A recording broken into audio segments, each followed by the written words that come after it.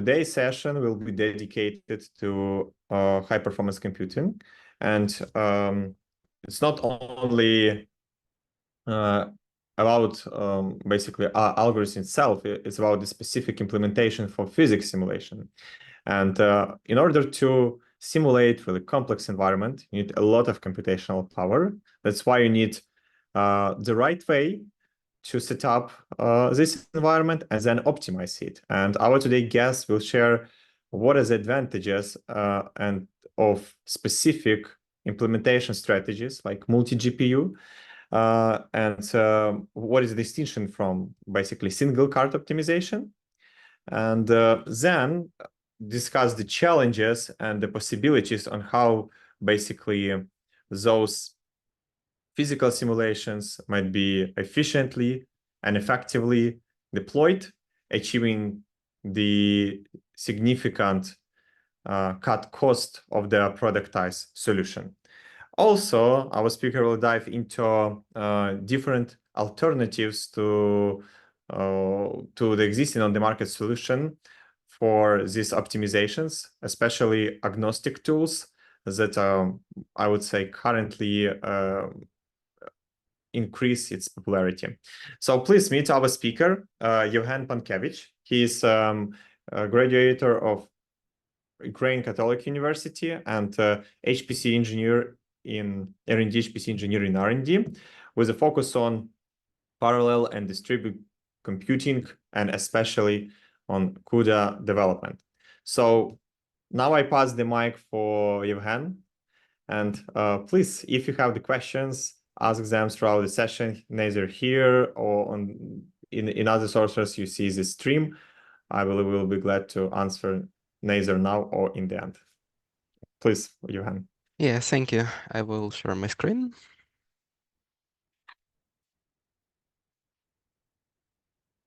You should see it now. Yeah. Yeah, everything's good. 1 second. For some reason it...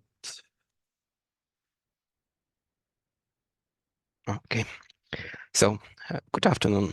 My name is Yevhen Pankevych, and I am an R&D engineer. Today, I am speaking on the topic of physical simulation on a multi-GPU. This presentation will consist of 3 parts. The first is the definition of the problem and the use of GPU to solve it. The second is an introduction to the multi-GPU approach and its mapping to the conditions of this problem, as well as a presentation of technologies for the effective implementation of the multi-GPU approach. And the third is familiarization with alternative stacks and technologies for the implementation of single or multi-GPU approach. Let's start with formulation of the problem. Simulations are of various types, including physical, biological, chemical, and of course many others. This presentation will focus on hydrodynamic simulations, which are a subset of physical ones, but of course they are applicable in many different fields, including biology, chemistry, medicine, etc.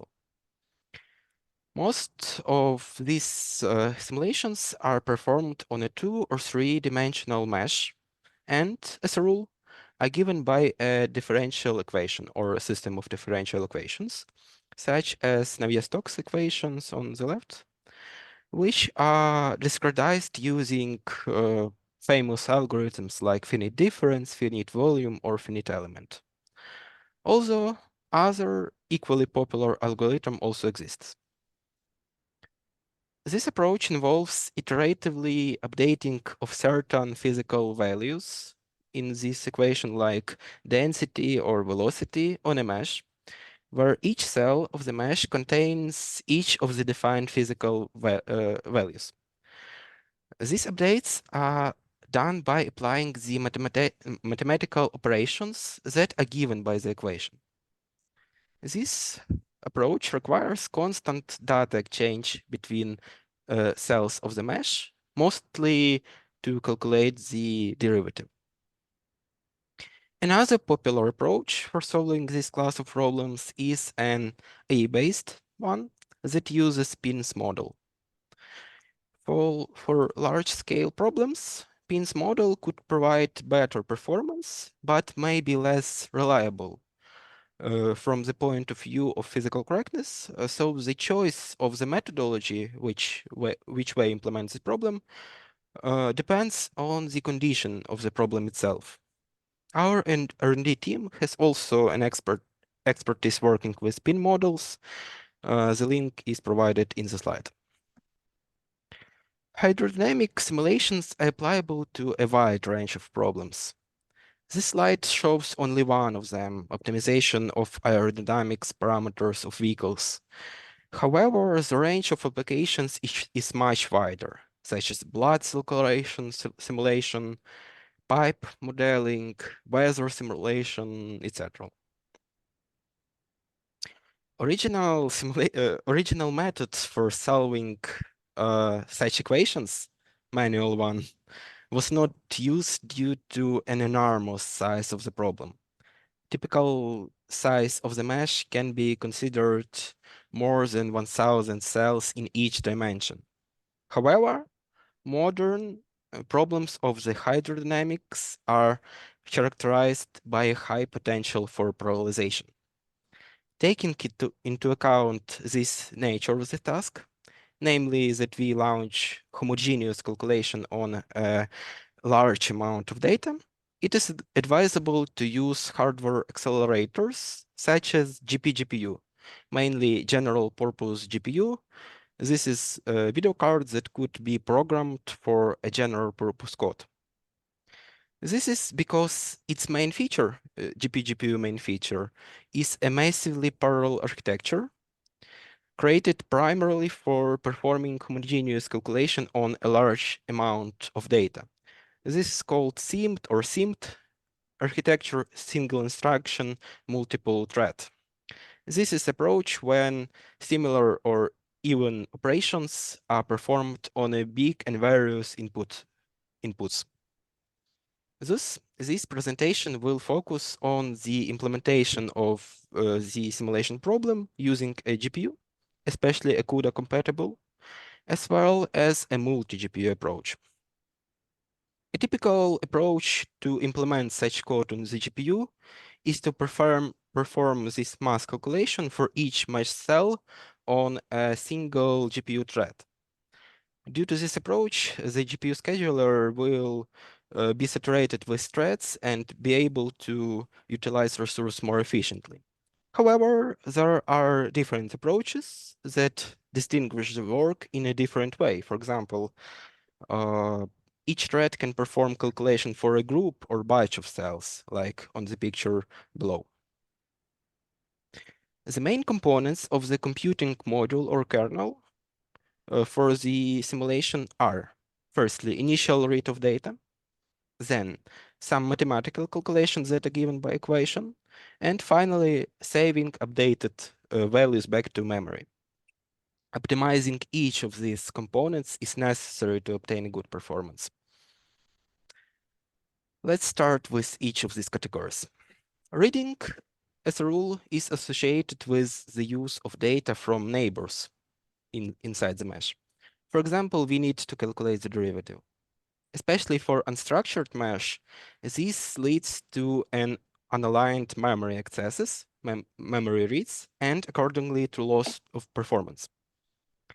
Because for the GPU, unaligned memory reads does not allow GPU to combine memory accesses and use batch mode, which in fact creates too many memory requests and leads to longer execution.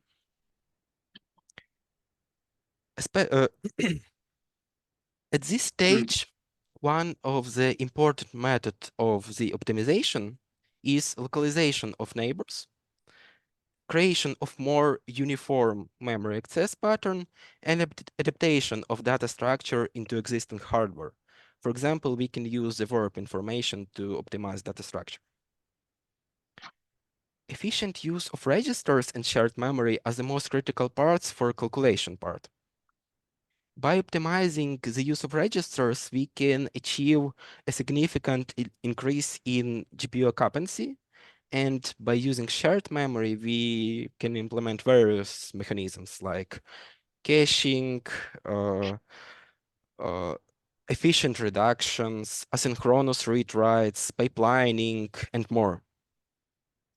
Finally, writing to memory is often sequential and can be done using vectorization as well as done asynchronously.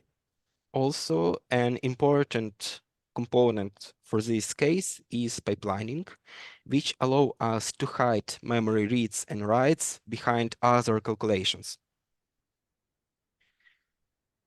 Of course, list of these optimization is not exclusive. Is not exclusive. It can be continued. In addition, the entire system is optimized separately. Here are some visualization of this optimization. This slide shows an example of neighbor alignment. In the original case, due to features of the mesh structure, neighboring cells were separated in memory. This led, of course, to unaligned memory accesses, which dropped performance quite a bit. However, it was possible to rearrange and optimize data structure in such way that we got much better memory locality and reduces the amount of non-coalesced memory accesses. Another example is pipelining again. In original case, this allows to take calculation be done in the same time as memory reads or writes is performed. For example, when one thread performs operation on multiple cells, we can calculate data for one cell, put it for writing back, and at the same time start to calculating next cell. Now let's move on to basics of how multi-GPU approach is done. In general, this approach involves the use of several GPUs to work on different parts of the same problem in parallel. For problems that are defined on mesh, the domain decomposition is quite a natural algorithm to perform job separation. In this case, mesh is divided into sectors, and the calculation of each sector is done by separate GPU. This decomposition allows us to significantly increase the possibilities of high-scale simulations because we reduce the memory consumption done by one GPU, so we can do much bigger problems. Also, it gives very almost linear speed up for the simulation overall. Obviously, the introduction of multi-GPU mode creates additional overhead in performance for data transfers between the accelerators. And one of the main and global tasks of code optimization for multi-GPU system is to minimize and hide this cost. So let's start with basic non-optimized case. MPI, or message passing interface, is a standardized interface for parallel and distributed computing, which is widely used on modern HPC clusters. It is built on the model of exchanging the messages with data between several computing processes on the local or remote machines. In basic non-optimized case, for multi-GPU system, work is distributed between typical MPI processes without any additional modules. Each process controls one GPU. When there is need to transport the data between GPUs, then the CPU, central processor, is forced to copy the data from the accelerator memory to the main RAM, then copy it to the MPI buffer, then copy it to the network card cache, then forward the data to another process and perform the reverse copy procedure. This approach is stable, It is relatively platform independent. However, due to the presence of large number of copies, it is inefficient.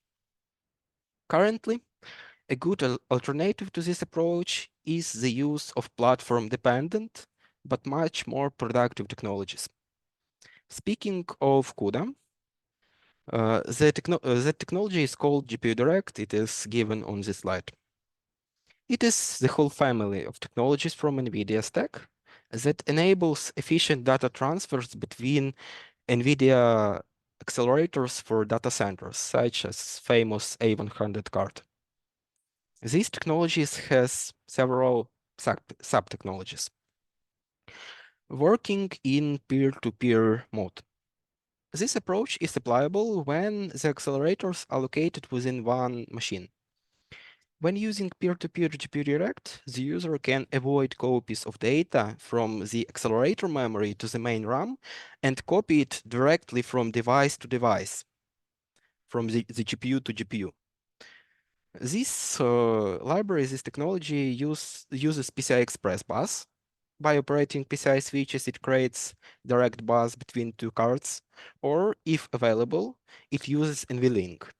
NVLink is also a two-way direct connection technology by NVIDIA, allowing data to be transferred between two GPUs directly without any CPU intervention or without controlling PCI Express bus. This NVLink bus has a higher bandwidth performance, and also it is a separate connection, so it allows data to be transferred directly without using any other resources like bus.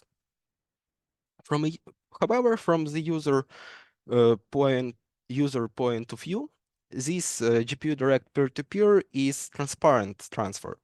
Driver can independently choose PCI Express or NVLink to use, depending on the system configuration. However, the user must independently initiate these communications, and GPUs in this mode cannot be networked. Another GPU Direct technology was developed especially for the network. It's called GPU Direct RDMA, Remote DMA. It allows us to perform a similar operation, to write data directly between GPUs, but it operates on a network channel instead of local buses. The technology allows us to copy data from the GPU to the network adapter, avoiding the main memory of the processor.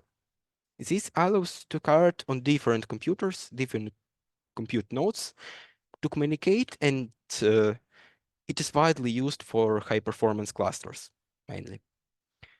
InfiniBand or RDMA over Converged Ethernet can be used for communication. The usual choice for high-performance system is, of course, InfiniBand. However, direct use of this technology is quite not straightforward from user perspective and requires additional efforts to operate on. Another technology from the GPU Direct stack is GPU Direct Storage. Analogously, it copies data between GPU memory and, in this case, local or remote storage. Similar to the previous technologies, it allows to avoid the buffer in the main RAM. This technology is mostly used when we want to store results of the simulation during the simulation, for example, to have in-between results to visualize it. Using the GPU Direct stack, of course, allows us to significantly speed up the communication between cards and use transparently the effective communication bus, such as NVLink. However, direct work with this framework requires user to significantly control the accelerators and know the topology of the system.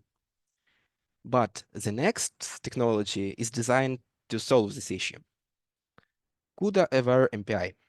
This is an extension to classic MPI, which is de facto standard for high-performance clusters in the current moment. CUDA over MPI simply operates on GPU memory pointer and sends them as a usual MPI buffer.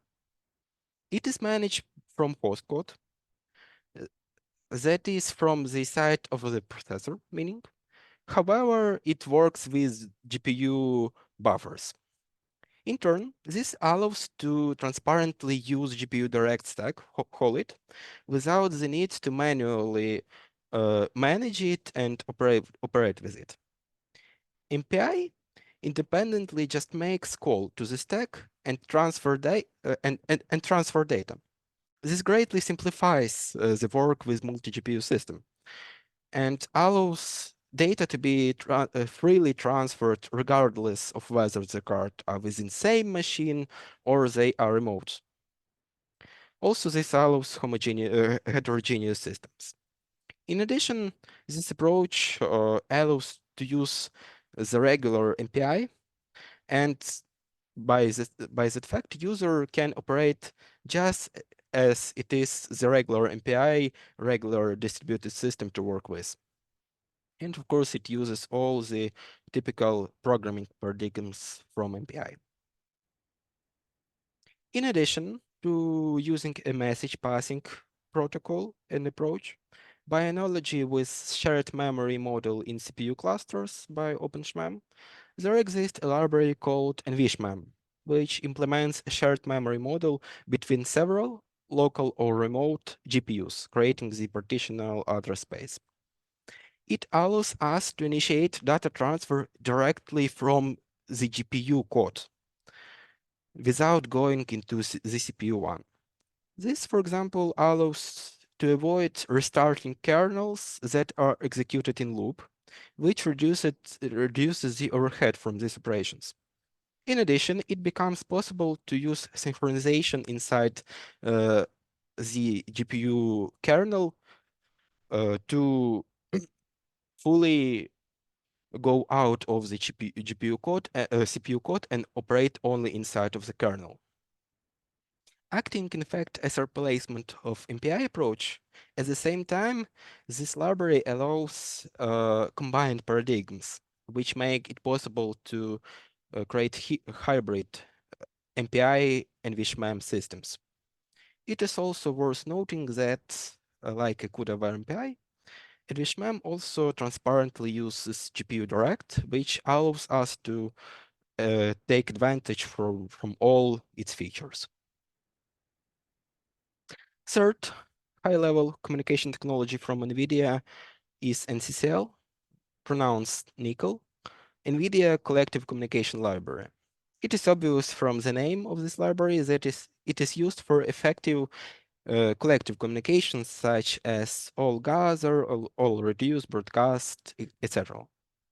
This approach is especially applicable in machine learning when using several GPU modes, and it is used by such libraries as PyTorch. Like previous to, this technology also uses the GPU direct stack. After the discussion of technologies, it is also worth mentioning the techniques and approaches for integrating this multi-GPU paradigm inside the context of simulation problem. For the mesh problem, as already mentioned, we use domain decomposition. Big point to note is this domain decomposition should be done in mostly uniform manner so that we load balance work between the cards so that we would not create any point that slows down overall system performance.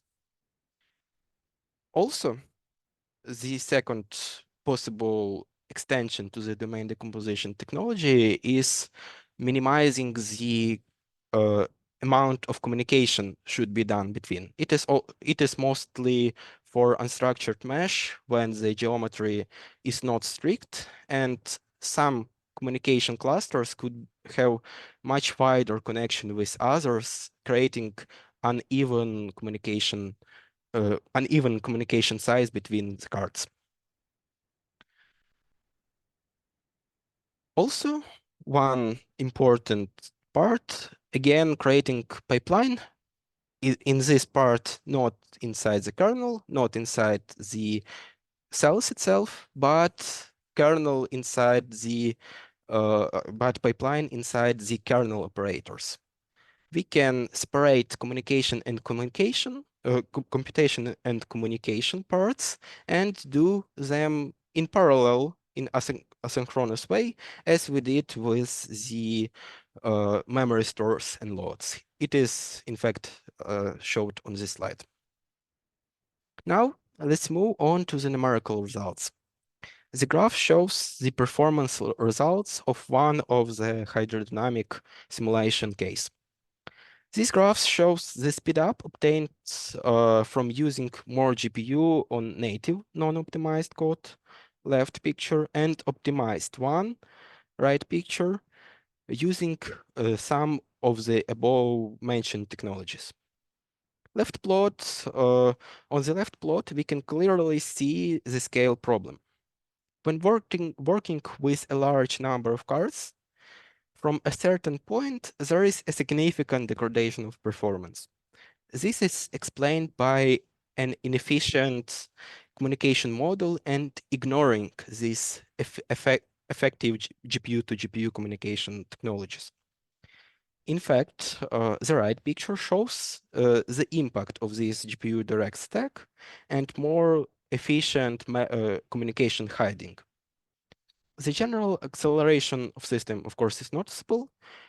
However, and most important, the correction of this scale problem is also seen. This enabled the large problem size to be tackled, and it removed this performance limitation after 16 cards was noted on the non-optimized code.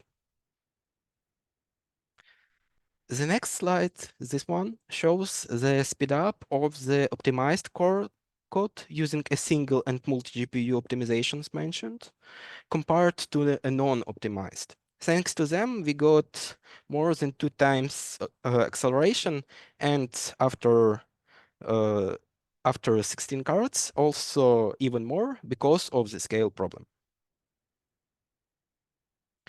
Next section is all alternatives technologies. First of all, worth noting HIP. It is an alternative to CUDA library and language to write code on Nvidia CUDA and AMD ROCm platforms. It is largely duplicates the syntaxes and ideas of CUDA, but it allows code to be run on both platforms. For most of the popular CUDA libraries, there are their HIP counterparts, which are indicated on this slide. Also, speaking of AMD technologies, similar to CUDA VAR-MPI, there is also ROCm VAR-MPI, which performs a similar task. Porting to CUDA from CUDA to HIP is usually trivial and does not require significant efforts.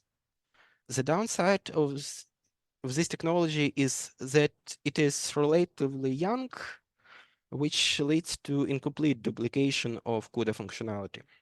Among them, for example, the use of async copies from the data of data from global to shared memory mentioned in previous parts, which is critical for performance in some kind of problems.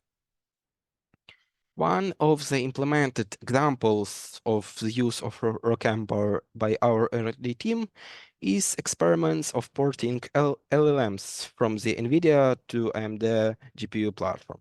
As a result, the range of possible hardware architectures for working with such kind of task, such kind of models was expanded, and a dependence on one vendor was reduced. One of also speaking of the larger classes of the device, the modern CPUs also implement similar SIM technology, however, in much smaller scale. In addition, the classic parallelization technique, like threading, can be done in CPUs. For such purposes, the OpenMP library is considered as de facto standard. It provides an extension to C++ syntax and that transparently allows user to use threading and steamed processor parallelism without building a specific binding to specific architecture of CPU. The disadvantage, of course, is lack of support of hardware accelerators like CUDA, which for many tasks can be significantly more productive than classic CPU. Another approach to develop high-performance code is to use platform-independent solutions. Among them, OCCA kernel language and SYCL can be highlighted. OCCA is a library and language for writing high-performance platform-agnostic code. This technology allows us to create a single code for several popular platforms like OpenMP, CUDA, HIP, Metal, SYCL, OpenCL. In addition, it provides a user-friendly JIT mechanism. Originally, this library worked only with C code, but recently, thanks to our R&D team, we updated the Clang-based transpiler, which allowed work with C++ code also, using its main feature like OP and templates. It is also allowed to use some of the platform-dependent features without the losing of generality of code. For example, it supports asynchronous memory copies in CUDA mode and emulates it for the rest of the platforms. Another example of the platform-independent library is SYCL. This is a high-level programming model written in pure C++ without including external syntax. It is designed to unify work with hardware accelerators on different architectures. Several implementations of SYCL are available. However, the most famous and probably most used one is DP C++, data parallel C++, which is a part of one API from Intel, which allows using SYCL also on Intel accelerators as well as on CUDA or HIP. To summarize, hydrodynamic and, in general, physical simulations are used in a wide range of tasks and can be adapted to a specific business requirements. For productization, these solutions require deep system optimization, in particular by the methods explained in this presentation. When working, we can use different software and hardware stacks of technologies. Each of them has its own optimizations. However, platform-independent solution like OCCA or SYCL can also be used. In general, in the R&D team, we work on a wide class of tasks and develop our HPC direction, performing low-level and high-level performance optimization for various platforms, which is especially widely applicable for the task of physical simulation, especially for hydrodynamics. Thank you. Any questions? Yeah, I have one question. Go ahead. Yeah, thank you. Dennis. Yeah, my question is about OCCA. You said that we can use it for multiple platforms, but did you perform any experiments to understand what will be the performance decrease compared to just a simple code that is optimized just for NVIDIA? It could be even one-to-one correspondence in performance. Okay. However, when using strict platform-dependent features, the performance can degrade, but generally it will be similar to the native approach. Okay, thanks. Yeah, thanks, Dennis, for the question. Indeed, it was kind of my question I would like to ask. So very similar one. Yeah, if someone else has a question specific to the topic presented, feel free to ask, maybe even just from curiosity. From my perspective, before you think whether to ask or not, I want to thank Yevhen for the amazing presentation. Still, optimization is usually the hidden part of the initial implementation of some solution. But once it comes to production and operating, I can imagine the happy faces of the customers who saw 3 times drop down in their costs. So maybe not direct one, but still. So I believe it's crucial to keep in mind that optimization should be the part of the process, and with even some optimization methods, some use cases can be achieved or unlocked that previously weren't able. And maybe one more tricky question to you, Yevhen, from my side, maybe interesting from my perspective. Do you see some, from your perspective, some use cases or directions where physics-based, I would say, simulations perform, I don't know, already versus in some AI-based, or maybe for most of the use case you tackle physics-based is, I don't know, is table stake, is enough. So how do you see it from the projects you work on? It is mostly depend on the accuracy and reliability of the task itself. We can, for example, in physics-based approach, we can discretize our grid differently from depending on which accuracy we want to achieve. For example, near some edge of the domain or near some object we want to simulate flux around it, we can discretize each much less, obtaining bigger accuracy. So this allows so-called floating accuracy between the geometry regions.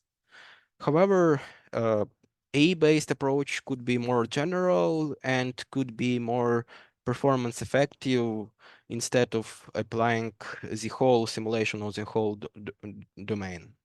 So it's more depending on the task. Got it. And maybe one more question from my side. And interesting, how long usually one optimization cycle take part from your experience in terms of team you are working with on the specific case you shared? Is it like months, weeks, or it might be done within the years? So it's a continuous process. Just interesting. It is continuous process when we firstly analyze the code. Profile it, finds a problem, performance problem, finds a solution of it, fixing it, and again profiling, finding problems and optimizing it. So it is more like continuous process. Got it. Okay, thanks. So no more question from my side and no more question from our listeners, but still, I hope this session was very interesting and insightful for you. Keep following our R&D talks and the future series focused on HPC, physics-informed AI, and other directions. And thank you for everyone who joined today. Yevhen, thank you for your presentation.